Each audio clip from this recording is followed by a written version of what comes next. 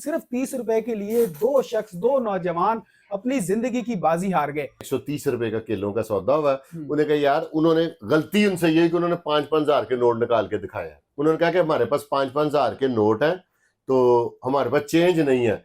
वो रेडी वाले basically criminal है। उन्होंने फौरी तौर पे बहाना बना के लड़ाई का और उनके पैसे निकालने की खातिर लड़ाई कर ली। वो एक भाई मरा हुआ है, दूसरा उसको गोद में लेके बैठा हुआ है, तो उसने आके उसकी पीछे गर्दन पे बल्ले मारे, सर पे, और वो देखी नहीं जा रही तस्वीर। ये बेसिकली इन्होंने उनकी जेब में पैसे देखे, तो ये प्री प्लान्ड मर्डर है। ये बल्ले वाला है ना जिसकी तस्वीर चल रही है, जिसका पता नहीं चल रहा है, सीसीडी चाहे तो एक चुटकी बाद में बजेगी, ये पहले पकड़ा जाएगा। इसको जरूर पार होना चाहिए। पंजाबी में कहते हैं काम करना होवे तो तरीके बड़े, ना करना होवे तो बहाने बड़े। अस्सलाम वालेकुम, डिजिटल बॉक्स के साथ मैं हूं मोहम्मद उस्मान। नाजरीन, लाहौर रायवंड के इलाके में एक बड़ा ही अफसोसनाक वाकया पेश आया, और वो भी सिर्फ 30 रुपए के लिए, जिसके आज के दौर में कोई औकात नहीं है। नाज़रीन, सिर्फ 30 रुपए के लिए दो नौजवान अपनी जिंदगी की बाजी हार गए। अब ये वाकया किस तरह से पेश आया, कौन थे वो दो नौजवान, और किस तरह ये झगड़ा जो है वो स्टार्ट हुआ, इस पर बात करने के लिए मेरे साथ senior crime analyst Syed Furqan Shah साहब मौजूद हैं। इनसे जानते हैं। अस्सलाम वालेकुम सर। जी वालेकुम सलाम। शाह जी, कैसे हैं आप? अल्लाह का शुक्र भाई। शाह जी, 30 रुपए जिसकी आज के दौर में कोई वक़्त नहीं है। 30 रुपए का बहाना बनाया गया है। आप मेरी बात फॉलो करें। आपको वाकये का पता है भला क्या हुआ है? नहीं शाह जी, आप बताएं जरा हमारे देखने वाकया ऐसे हुआ है कि दो भाई थे, दूध का काम करते थे। आपको पता, दूध वालों को पैसे रिकवरी, जी, उनके पास अच्छे पैसे थे। उन्होंने आके रेडी वालों को बताया 100 रुपया दिया, 130 रुपए का किलो का सौदा हुआ है। उन्हें कहा यार, उन्होंने गलती उनसे यही कि उन्होंने 5-5 हजार के नोट निकाल के दिखाया। उन्होंने कहा कि हमारे पास 5-5 हजार के नोट हैं तो हमारे पास चेंज नहीं है। वो रेडी वाले बेसिकली क्रिमिनल है। उन्होंने फौरी तौर पे बहाना बना के लड़ाई का और उनके पैसे निकालने की खातिर लड़ाई कर ली। और बीच में से वो, क्योंकि तादाद में इतने ज्यादा सारा गांव इकट्ठा होके आ गया, तो उन्होंने एक बदबख्त, यही लफ्ज मैं कहूंगा, हालांकि ये मेरी पॉलिसी नहीं है, उसने आके, वो एक भाई मरा हुआ है, दूसरा उसको गोद में लेके बैठा हुआ है, तो उसने आके उसकी पीछे गर्दन पे बल्ले मारे, सर पे, और वो देखी नहीं जा रही तस्वीर। ये बेसिकली इन्होंने उनकी जेब में पैसे देखे, तो ये प्री प्लान्ड मर्डर है। इन्होंने कहा इनका कौन सा कोई कुछ बिगाड़ लेगा, क्योंकि इन लोगों की तादाद ज्यादा है।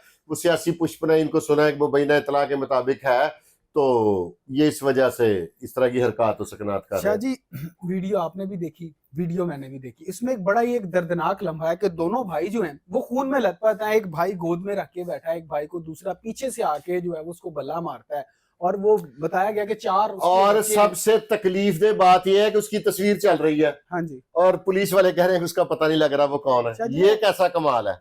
वो कहा कि एक जो पकड़ा गया है को, हाँ, उसने नहीं बताया होगा कि ये कौन है।